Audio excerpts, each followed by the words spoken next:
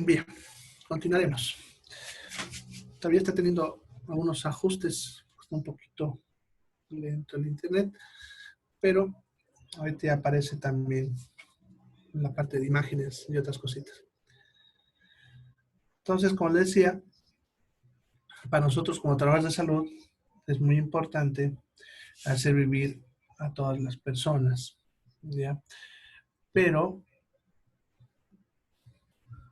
vivir, como ven ahí en lo que le hemos escrito hace ratito, es necesario, pero no suficiente. También tenemos que hacerlos vivir bien, ¿ya? Se necesita vivir bien. Es necesario que las personas no solamente los mantengamos vivos, sino darle la mejor calidad de vida, dependiendo de los recursos con los que podamos contar. ¿Ya? De repente, en la segunda pregunta, lo que es ¿para qué vivir?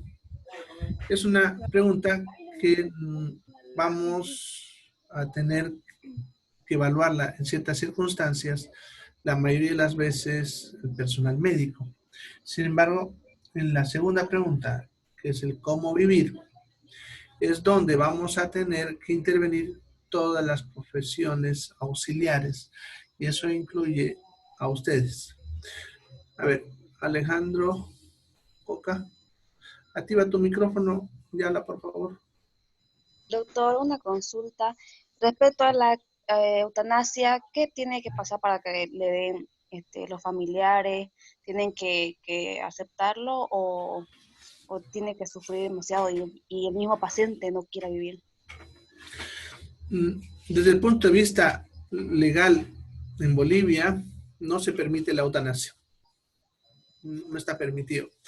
Desde el punto de vista de los códigos éticos y ontológicos que tenemos, las profesiones de salud en Bolivia, tampoco está permitido. O sea que nunca vamos a hacer nosotros eutanasia.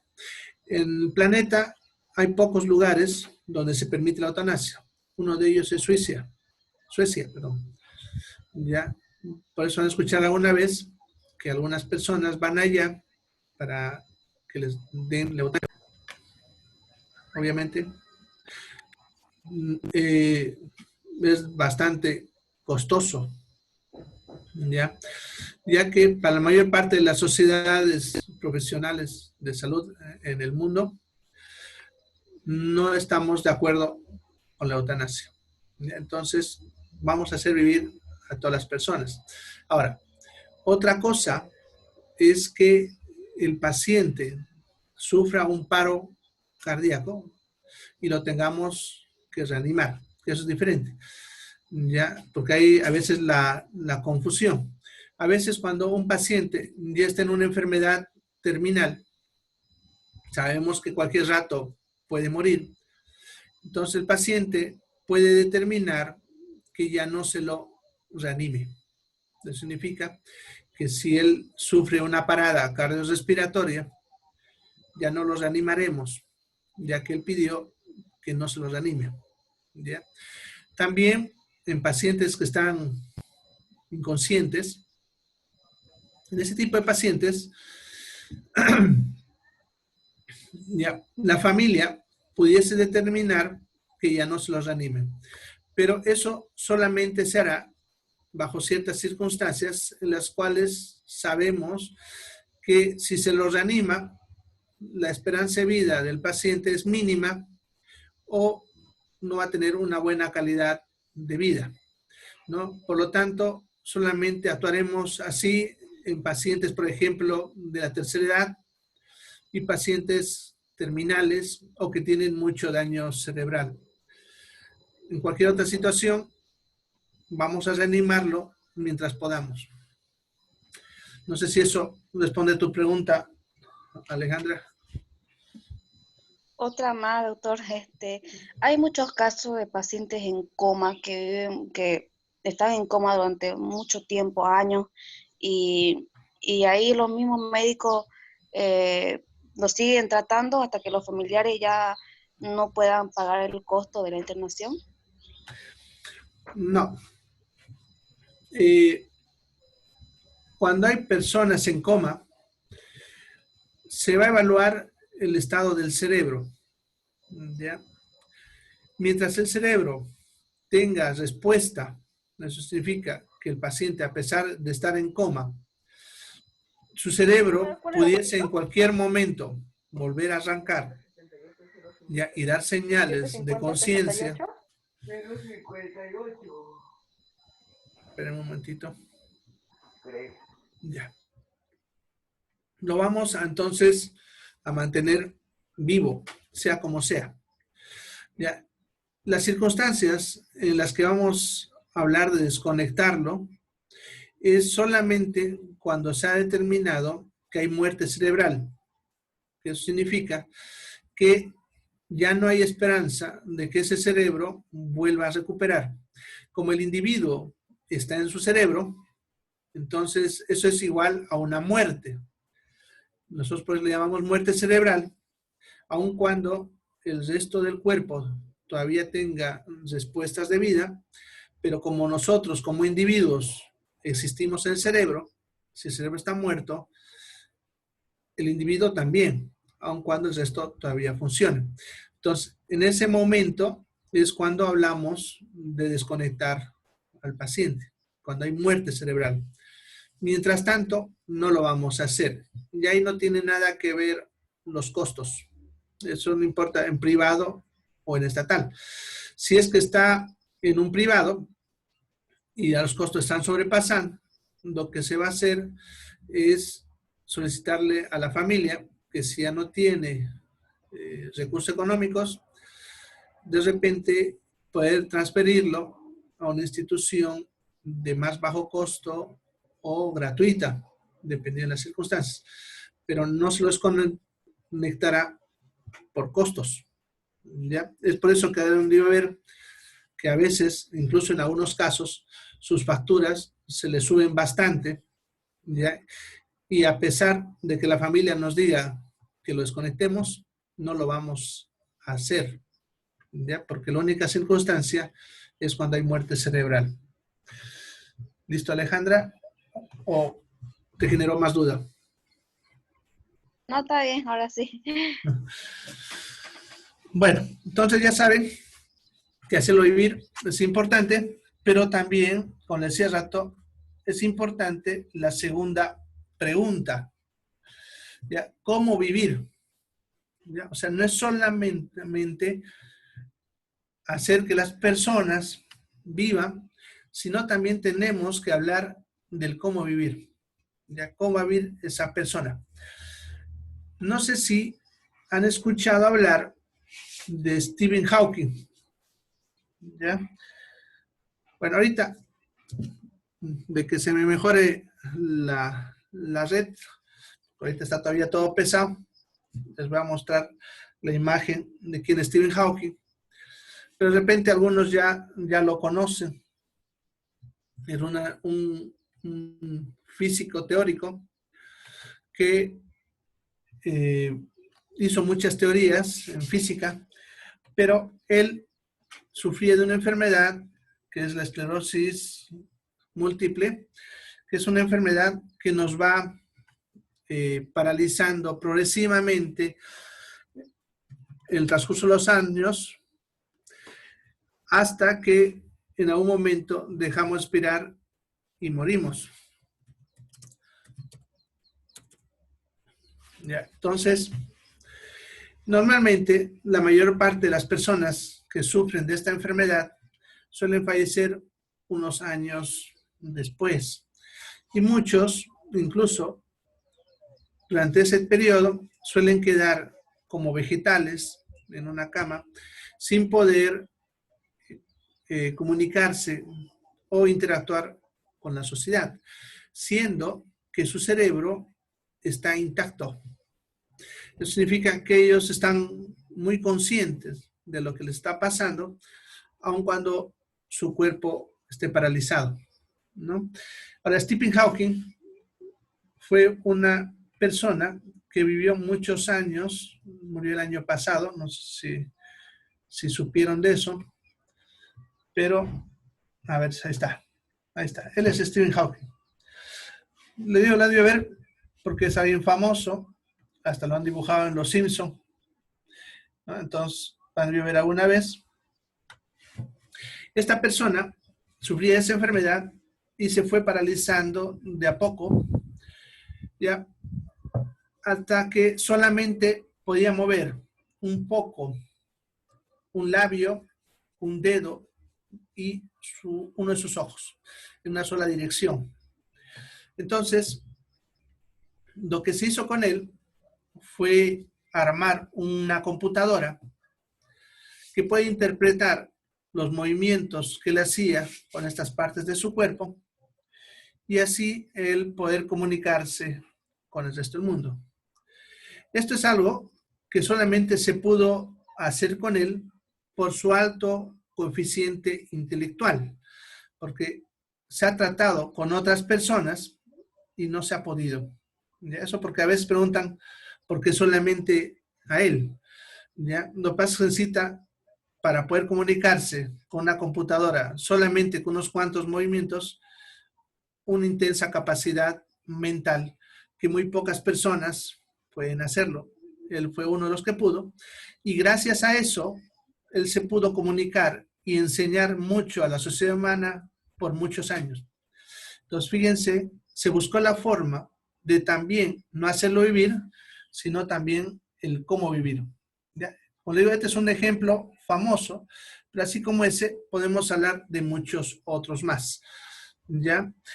De ahí viene la importancia de ustedes como apoyo al personal médico, ya que, por ejemplo, los que están haciendo fisioterapia son los que se van a encargar de rehabilitar al paciente y mejorar su posibilidad de poder interactuar con la sociedad. Las enfermeras, por ejemplo, ayudan en lo que es la parte del confort y la atención inmediata del paciente. Los de nutrición apoyan en la parte alimenticia y así, etcétera, etcétera. Entonces, ustedes son los que apoyan en esta pregunta del cómo vivir. Ya están viendo que no basta con hacerlos vivir, sino también tenemos que hacerlos vivir de tal manera que se cumpla con ciertos aspectos que vamos a ir viendo en esta materia, como lo que es la dignidad y otros. Bien, ¿alguna pregunta hasta acá?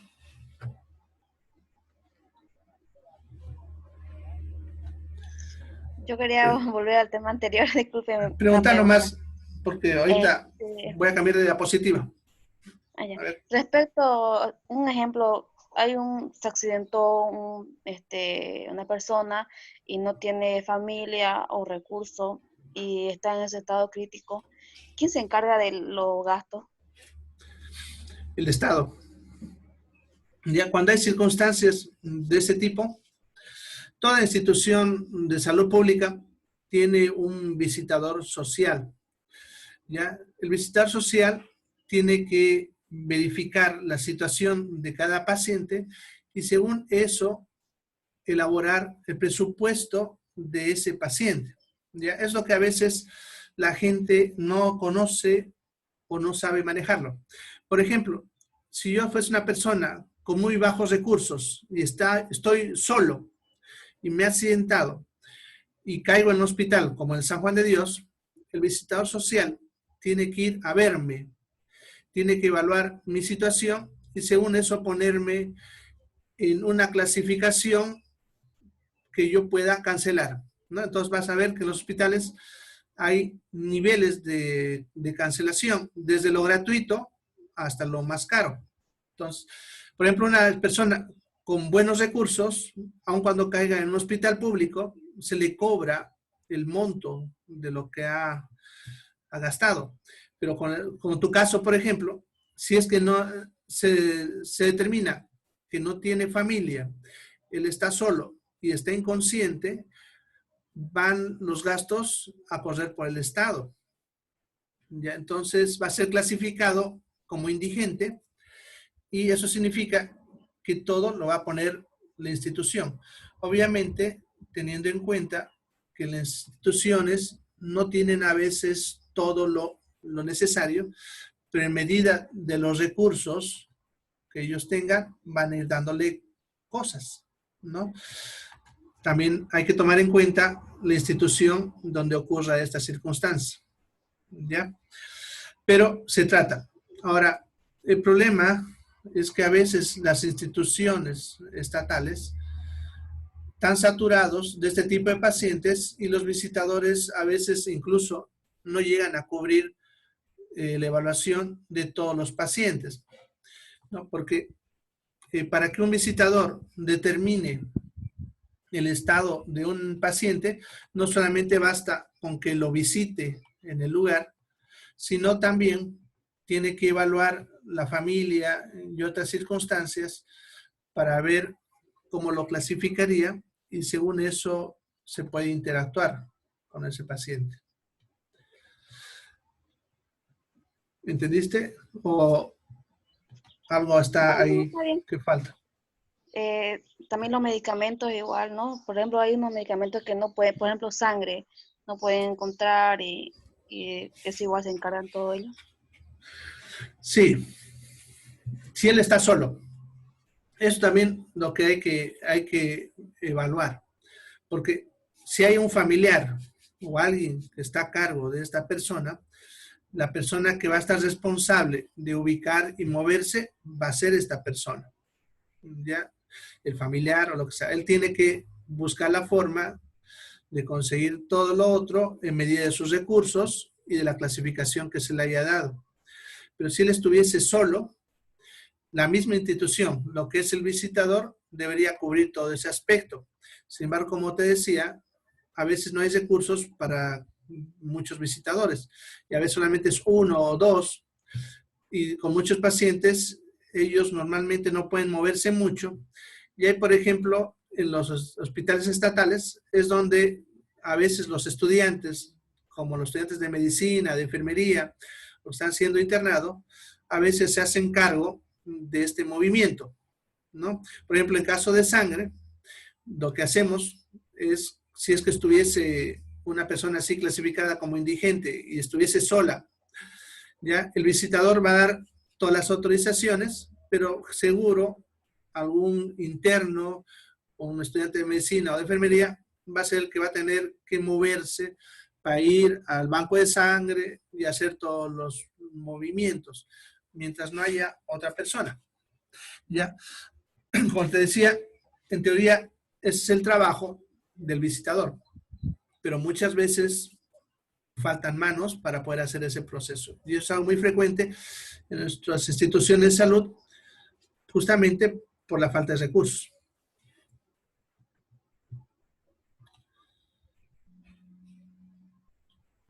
Bueno, ¿algo más, Alejandra, sobre ese caso? Todo claro, gracias. Bien. Entonces, ya han visto que debemos hacerlos vivir, es importante hacerlos vivir y que tenemos que hacerlos vivir bien. Ahora, vamos a hablar un poquito de lo que son las culpas y sus formas. Ya, esto se refiere a circunstancias en las que pudiese haber un error profesional, ¿ya? Y pudiese generar daño o incluso muerte a un paciente. Hay tres formas de culpa: la imprudencia, la impericia y la negligencia. La imprudencia, para hacerlo fácil, es cuando nosotros hacemos algo que no nos correspondía hacer, ¿ya? Porque no era parte de nuestra profesión, pues estábamos corriendo un nivel de riesgo mayor a lo esperado. Ya por eso, como ven, imprudencia es cuando dice hacemos más de lo debido, cuando hay riesgos injustificados por estar adelantándose, por no observar los pasos adecuados o por exceso en prescripciones. Todo esto suele pasar cuando nosotros hacemos algo para lo que no hemos sido entrenados. ¿Ya? En otras palabras, cuando, por ejemplo, una enfermera se pone a hacer el trabajo del médico o un farmacéutico el trabajo de la enfermera. ¿Ya? Un ejemplo muy común es lo que pasa en algunas farmacias, en las cuales el farmacéutico se pone a colocar los inyectables intramusculares. Eso, por ejemplo, es imprudencia, ya que no está en el lugar adecuado y tampoco es el personal adecuado. Si algo le pasase a ese paciente, ya el paciente puede determinar que ha habido imprudencia y se le puede hacer cargos penales a esa persona, aun cuando no sea su culpa.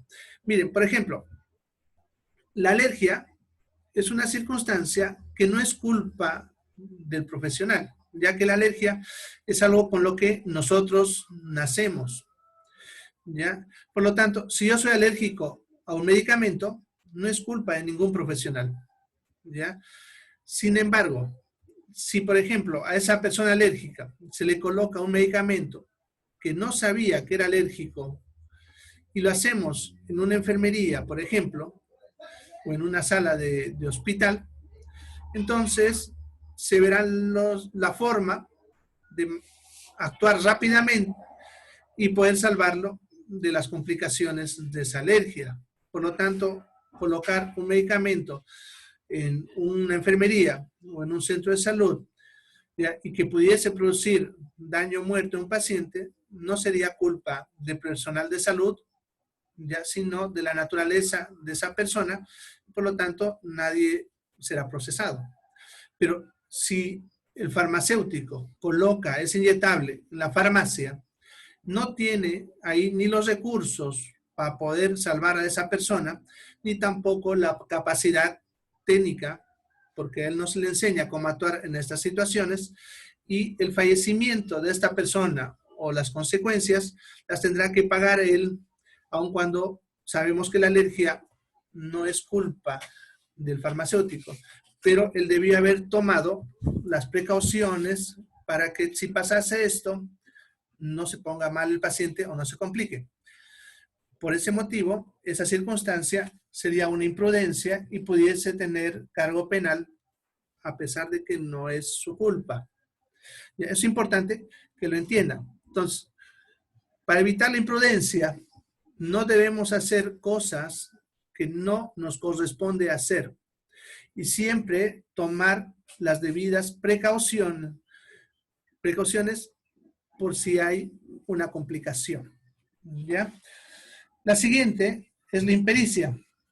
La impericia es cuando sí te tocaba hacerlo, o sea, era parte de tu profesión, te correspondía hacerlo, y de repente estabas hasta en el lugar correcto, pero el problema es que todo salió mal porque no te entrenaste lo suficiente. Eso es la impericia. O sea que te correspondía hacerlo, era parte de tu profesión, pero lo hiciste mal porque no estudiaste lo suficiente, porque pasaste copiando o cuando te tocó hacer tus prácticas estabas más distraída que aprendiendo y cuando te tocó un caso real salió mal porque no prestaste atención a tu etapa de entrenamiento. Ya, eso le llamamos impericia. Y solamente puede aplicarse a personas que acaban de concluir una profesión. O sea, una persona recién egresada, o así. Porque un trabajador de salud que ya lleva 10 o 20 años no puede decir, no me preparé bien, porque no entendí o algo así, porque él ya tiene bastante tiempo de experiencia para poder resolver complicaciones. ¿Ya? La tercera, que es la que más van a escuchar, es la negligencia. La negligencia, para que lo entiendan fácilmente, es simplemente cuando alguien no tiene la voluntad de hacer las cosas y salen mal por falta de voluntad. No puede ser imprudencia porque la persona que hizo el proceso era la correcta, el lugar de repente donde se hizo también era el correcto, y no puede decir impericia porque era de repente una persona con 20 años de experiencia, por lo tanto no puede decir no sabía, y estaba muy preparado para hacer este proceso. Pero ¿por qué salió mal si todo estaba bien? Porque no prestó atención a lo que estaba haciendo, a pesar que él sabía hacerlo muy bien. Y a eso es lo que se le llama negligencia, cuando las cosas salen mal por falta de voluntad. Eso es lo que hay que entenderlo, ¿ya? Entonces, para que ustedes alguna vez no tengan problemas con sus pacientes y no tengan problemas legales, tomen en cuenta 3 cosas. Primero, ya, nunca hagan cosas que no les toque hacer para que no hagan imprudencia. 2, prepárense bien. Aprovechen de estudiar, cuando vayan a la práctica, prepararse bien para que no cometan impericia. Dedíquenle esfuerzo a lo que están estudiando. Y tercero, siempre que trabajen, hagan las cosas de buena voluntad, con la cabeza fría, pensando en el proceso que están haciendo. ¿Ya? Si nosotros tomamos en cuenta estos 3 aspectos, no van a tener problemas legales. Pero por si acaso, no le estoy diciendo, no van a tener complicaciones. Porque lo que también tienen que tener conciencia es que siempre vamos a tener complicaciones con nuestros pacientes. Ese no es el problema. El problema es saber resolver estas complicaciones y que no pasaron porque yo cometí alguna de estas 3 cosas. ¿Listo? ¿Alguna pregunta sobre esto? Normalmente suelen preguntar bastante porque es algo a veces difícil de entender. A ver, ¿preguntas? Doctor, un ejemplo, damos un medicamento que ya llevo ya, pues, porque los mismos pacientes vienen con un medicamento proporcionado, nos piden y se los damos, y ni ellos saben que son alérgicos, y nosotros tampoco. ¿Qué pasa en ese momento? ¿Estás diciendo en farmacia o enfermería? Sí, en farmacia, en farmacia. Ya. En farmacia depende del tipo de medicamento. Si son medicamentos de venta libre, en realidad la responsabilidad está sobre el paciente y no sobre el farmacéutico. ¿Ya? Porque hay diferentes tipos de medicamentos. Por ejemplo, si yo voy a una farmacia y compro diclofenaco, ninguna farmacia me va a prohibir comprar diclofenaco porque es un medicamento que no necesita receta y es de venta libre, ¿ya? En cambio, si fuese un medicamento que requiere receta, ¿ya? Y el farmacéutico expende el medicamento sin verificar la receta, entonces es responsabilidad del farmacéutico. Entonces es lo que se analizaría en farmacia, cosa que es diferente en el caso de que estuviésemos en una enfermería, ya que en la enfermería es obligación de la enfermera verificar que el paciente no sea alérgico. ¿Entendiste? Entonces, el detalle está en el punto donde se establece la función. Bien, hay una pregunta, dice, y si me dicen que algo que no tengo que hacer, si me dicen que haga algo que no... ya. Ahí sigue siendo responsable, porque algo que nosotros tenemos, ya, es libertad de negarnos a hacer un proceso que nosotros sabemos que está mal, ¿ya? O sea, si vos estabas consciente de lo que estabas haciendo estaba mal y lo hiciste por orden, a pesar de que tú sabías que estaba mal, igual eres responsable. Sin embargo, el grado de responsabilidad será menor porque otra persona te está ordenando, pero igual eres responsable. Justamente en los últimos años hemos estado hablando bastante de este punto, en el hecho de que no es responsabilidad pura de quien ordena, sino también de los que siguen la orden, ya que por eso somos diferentes tipos de profesionales, para que cada profesional en algún momento pueda bloquear una orden mal dada. ¿Ya? A ver, Liz, habilita tu micrófono. Doctor, de lo que hablaba mi compañera del medicamento, como enfermera no podemos inyectar a un paciente o poner algún medicamento si no tiene una receta. Es prohibido poner un medicamento si no tiene prescripción médica. Claro. Entonces ahí está el filtro. Sí. Entonces, por ejemplo, el farmacéutico le va a vender los medicamentos de prescripción libre, o sea, los que son de venta libre, pero si ese paciente va a la enfermera a que le coloque el inyectable, la enfermera tiene la obligación de verificar los pasos correspondientes y uno de ellos es la receta. Si viene esa receta, ella se va a negar, tiene la obligación en realidad de negarse a colocar si no le trae una receta médica, ¿no? Y aún así, digamos, si en la receta dice poner penicilina, nosotros tenemos que preguntar al paciente si es alérgico. Si dice ahí hacer una prueba, o si no dice, nosotros tenemos que hacerla para verificar si tiene o no alergia a ciertos medicamentos. Exacto. Justamente eso forma parte de su proceso.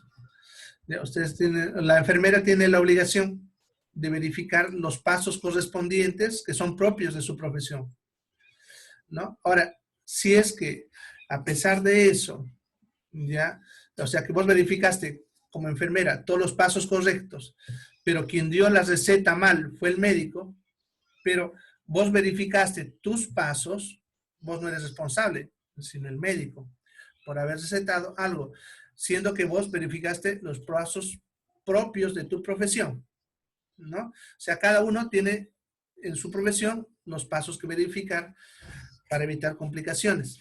Por eso le decía que le estaba preguntando hace rato que no es lo mismo hablar en una farmacia que en una enfermería. Son diferentes profesiones, obligaciones diferentes, procesos diferentes y puntos de verificación diferentes.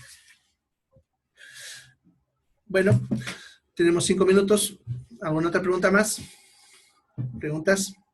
Doctor, un caso, yo ya estoy capacitada para farmacia y enfermería.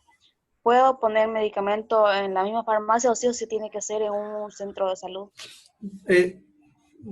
Si vos eres enfermera, puedes colocar en una farmacia siempre y cuando tengas tu sala de enfermería.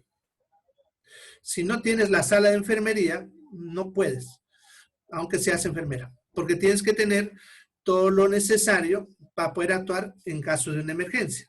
Una enfermería, como mínimo, debe tener un tubo de oxígeno, ¿no? Debe tener un equipo de suero, un suero, adrenalina, y bueno, y otras cositas más, pero como mínimo, tener eso para poder actuar en caso de que el paciente se complique, cosa que no tiene una farmacia.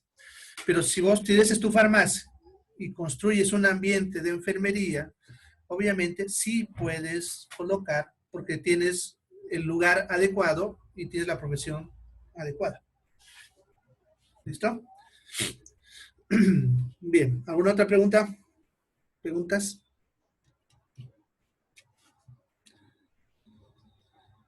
Bueno, profundizando un poquito más, entonces no se olviden, prepárense bien, no hagan lo que no les corresponde y presten atención a los detalles cuando están trabajando. Algo que siempre yo les suelo decir es que el profesional de salud es el único profesional que no puede trabajar pensando en sus problemas personales. ¿Ya?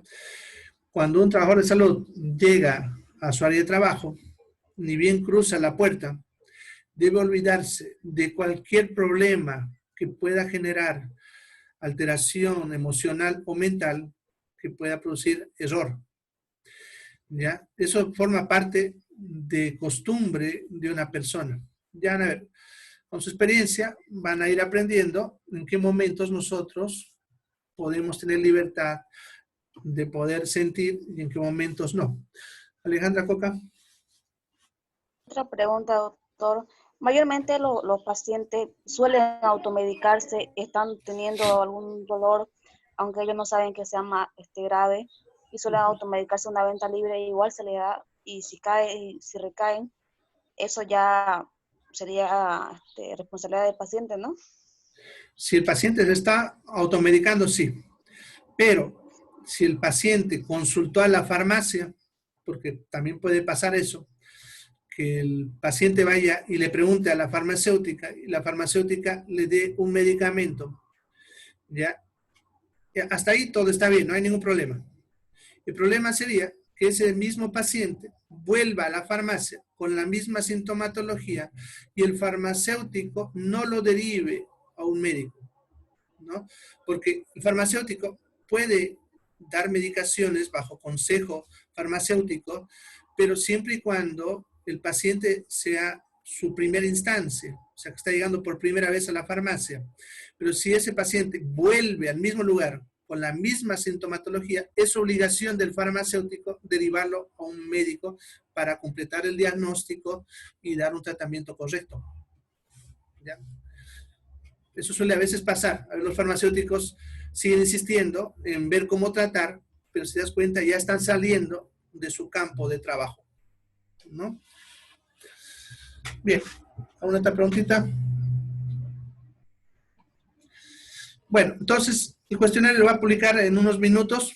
Ya no pude publicarlo ayer y lo del trabajo tampoco, así que también recién lo voy a publicar ahí al Classroom.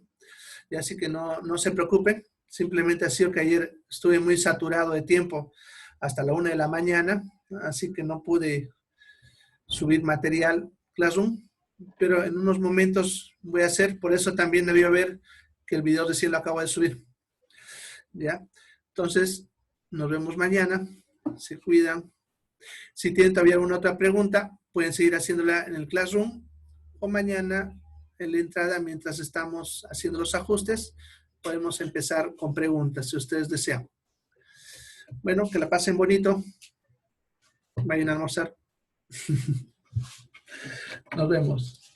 Chao, chao.